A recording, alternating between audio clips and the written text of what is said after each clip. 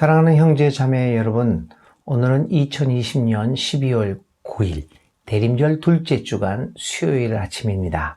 오늘 우리가 읽을 말씀은 누가복음 1장 5절부터 17절까지 있는 말씀입니다. 그리고 하나님 앞에 드릴 찬송은 84장입니다. 우리 먼저 누가복음 1장 5절부터 17절까지 있는 말씀을 함께 읽어보겠습니다.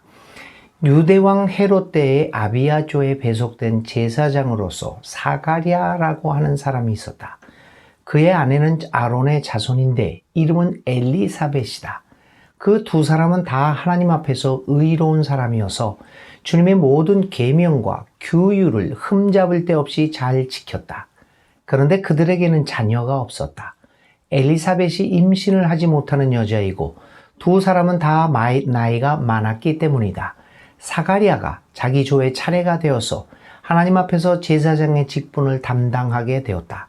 어느 날 제사직의 관례를 따라 제비를 뽑았는데 그가 주님의 성소에 들어가 분향하는 일을 맡게 되었다. 그가 분향하는 동안에 온 백성은 다 밖에서 기도하고 있었다. 그때 주님의 천사가 사가랴에게 나타나서 분향하는 제단 오른쪽에 섰다. 그는 천사를 보고 놀라서 두려움에 사로잡혔다. 천사가 그에게 말하였다. 사가랴야, 두려워하지 말라. 내 간구를 주님께서 들어주셨다. 그 아내 엘리사벳이 너에게 아들을 낳아줄 것이니 그 이름을 요한이라고 해라. 그 아들은 내게 기쁨과 즐거움이 되고 많은 사람이 그의 출생을 기뻐할 것이다.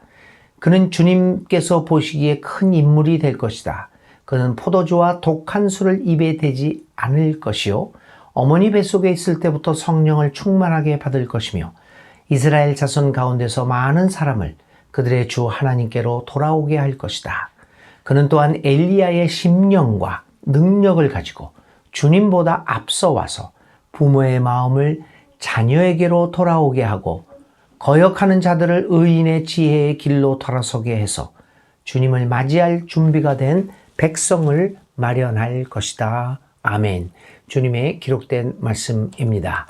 이제 함께 기도드리겠습니다. 하나님, 오늘 대림절 둘째 주간 셋째 날 수요일도 주님의 오심을 기다리면서 하루를 시작합니다. 주님 성령으로 저희들과 동행하여 주셔서 오늘 하루의 삶이 희망 가운데 주님의 오심을 기다리는 그 기다림으로 행복하고 뜻깊은 하루를 보낼 수 있도록 주님 도와주옵소서. 오늘도 주님의 말씀에 귀를 기울입니다. 주여 우리에게 말씀하소서. 우리가 듣겠나이다.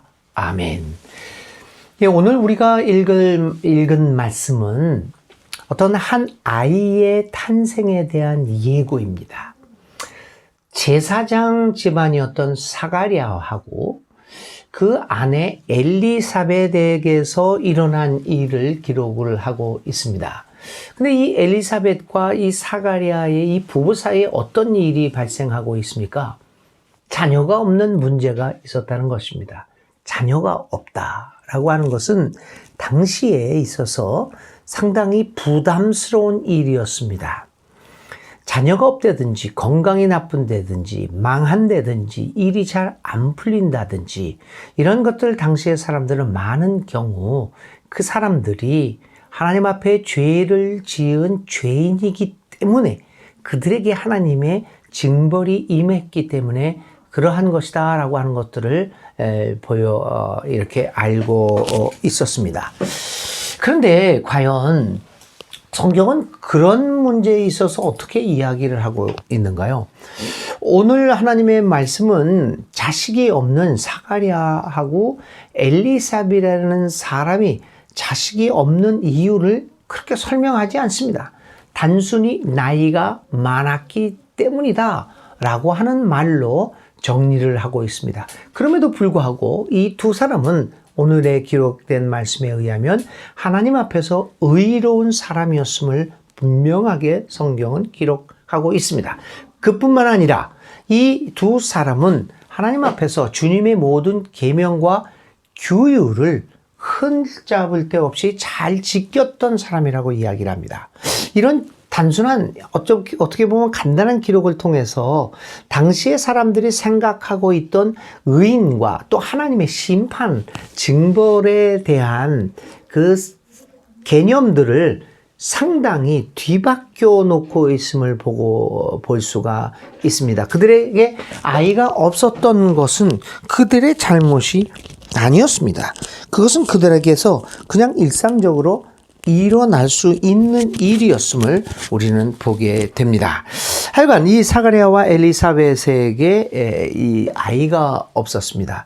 아마 그들은 이제 더 이상 나이가 많았기 때문에 아이를 갖지 못한다라고 이미 거기에 대해서 포기하고 있었을지도 모릅니다. 아마 포기했었을 것입니다.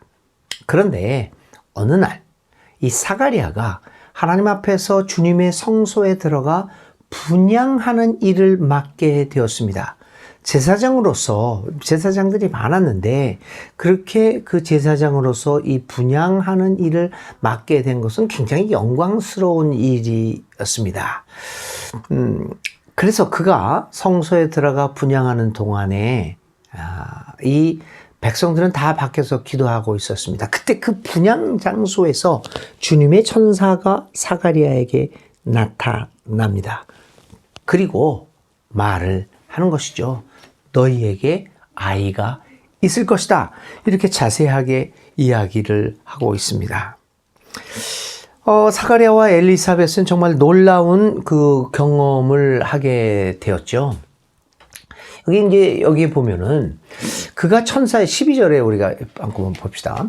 12절에 보면은 그 천사의 예고를 듣고 그가 제일 먼저 느꼈던 감정은 두려움의 감정이었습니다. 두려움에 사로잡혀서 그는 어찌할 바를 몰랐습니다. 참 놀라운 일이죠. 이게 이 두려움에 잡혀서 어떻게 할 바를 모를 때 이 천사가 그에게 말합니다. 두려워하지 말라. 이 일은 하나님으로부터 온 것이기에 두려워하지 말고 그대로 받아들여라. 오랜 기다림 끝에 오게 된 하나님의 약속의 성취였음을 그 성경은 말하고 있습니다. 사실 오늘 우리들이 살아가면서 당면하고 있는 여러 가지 일들을 중에서 아무라고 힘든 상황 속에서 우리는 가끔 모든 것을 포기하고 싶을 때가 참 많습니다. 저 같은 경우에도 개인적으로 교회의 상황이나 우리 총회의 문제나 모든 것을 포기하고 싶은 때가 한두 번이 아닙니다. 더 이상은 안 되겠구나. 더 이상 우리에게 희망은 없구나. 라는 생각 속에서 모든 것을 포기하고 그냥 일상생활로 돌아가고 싶을 때가 한두 번이 아닙니다. 많은 사람들이 그랬습니다. 예수님의 죽음 이후에도 많은 제자들은 포기를 했습니다. 이것으로 끝이구나. 그래서 많은 제자들은 자기의 본래의 직업으로 돌아갔습니다. 베드로도 안드레도 모두 자기의 본래 직업인 어부가 되어서 자신의 직장으로 돌아갔습니다. 어떤 두 제자는 이제 더 이상 희망이 없다고 생각해서 예루살렘을 떠나 다른 곳으로 엠마오라고 하는 곳으로 피신하기도 했습니다. 이렇게 많은 사람들은 절망적인 상황 속에서 오랜 기다림을 갖고 있다가 오랜 기다림 끝에 그만 포기하고 돌아섭니다. 왜 우리들도 안 그러겠습니까? 사랑하는 형제자매 여러분, 오늘 우리들은 우리 앞에 당한 여러 가지 삶의 위기라 신앙의 위기, 교회의 위기 속에서 우리는 그만 포기하고 절망하고 돌아설 때가 한두 번이 아닙니다. 그래서 없던 일로 하기도 합니다. 더 이상 우리 머릿속에서, 우리 상상 속에서 그런 모든 생각들을 다 지워버리기도 합니다. 아마 사가랴와 엘리사벳도 마찬가지가 아니었을까요? 그들도 이제 더 이상 자녀가 생긴다고 하는 것들을 더 이상 생각하지 않았을 것입니다. 바로 그때 모든 것을 포기하고 모든 것을 없는 것처럼 생각하고 있을 때에 천사가 나타납니다. 납니다. 그리고 천사가 이야기를 합니다. 13절입니다. 여러분들도 화면을 보시면서 함께 읽어봅시다. 사가랴야, 두려워하지 말아라. 내 간구를 주님께서 들어주셨다. 내 아내 엘리사벳이 너에게 아들을 낳아줄 것이니 그 이름을 요한이라고 하여라. 정말 놀라운 일입니다. 이 천사가 모든 것을 포기하고 있었던 이 사람에게 이야기합니다. 사가랴야, 너의 오랜 간구를 하나님께서 들어주셨다. 너에게 아들을 주실 것이다. 라고 이야기를 하고 있습니다. 이것이 하나님의 역사이고 하나님의 섭리입니다. 모든 것이 끝났다고 했을 때, 모든 것이 더 이상 희망이 없다고 생각할 때 바로 그때가 하나님의 역사가 시작되어지는 순간임을 우리는 기억을 할 수 있어야 합니다. 바로 그때가 하나님의 역사가 시작되는 순간인 것을 우리들은 가끔 잊어버리고 삽니다. 정말 하나님이 언제 그 역사가 있는 것인지 우리는 다시 한번 생각해 보아야 합니다. 오랜 기다림 끝에 우리의 간구가 하나님에게 상달되고 하나님이 응답하시고 하나님의 역사를 시작한다는 그 사실을 다시 한번 오늘 이 말씀을 통하여 우리는 깨닫게 됩니다. 사랑하는 교우 여러분, 우리는 때로는 하나님이 하시려는 일을 믿지 못해서 하나님의 약속도 무시하고 하나님의 약속을 기다리다가 지쳐서 포기할 때도 많습니다. 단념할 때도 많습니다. 오늘 우리는 다시 한번 사가랴와 엘리사벳의 경우를 보면서 포기하지 않고 오랜 기다림 끝에 하나님의 약속이 하나님의 편에서 이루어질 수 있음을 다시 한번 기억해야 할 것입니다. 코로나 시대를 살면서 두려움과 좌절이 우리를 힘들게 하는 경험을 하고 있습니다. 끝을 알 수 없는 긴 터널을 지나가는 것만 같습니다. 또 서울과 수도권은 2.5 단계로 올라가서 정말 적막하고 꼼짝 못하고 정말 절망이 엄습하는 그런 시간들을 보고 있습니다. 이제 다시는 코로나 이전으로 돌아갈 수 없다는 생각이 우리를 더욱 불안하게 합니다. 특히 교회가 그런 것 같습니다.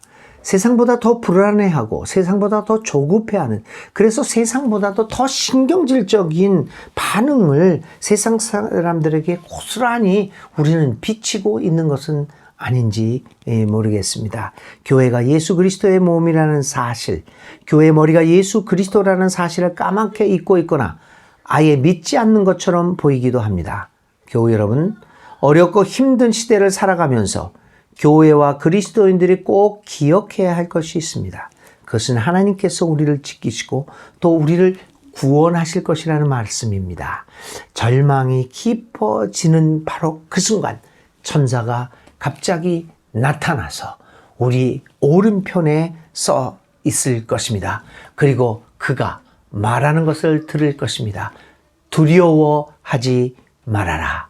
오늘 사가랴에게 나타나서 오랜 기다림 끝에 있었던 이 사가랴에게 나타나서 두려워하지 말라. 너에게 아들이 있을 것이다. 라고 말한 천사의 모습을 생각하면서 오늘 수요일, 오늘 하루도 주님 안에서 희망을 가지고 주님 어서 오소서 기도를 드리면서 오늘 하루도 하나님 앞에 바쳐지는 귀한 삶을 살아갈 수 있기 간절히 기도드립니다.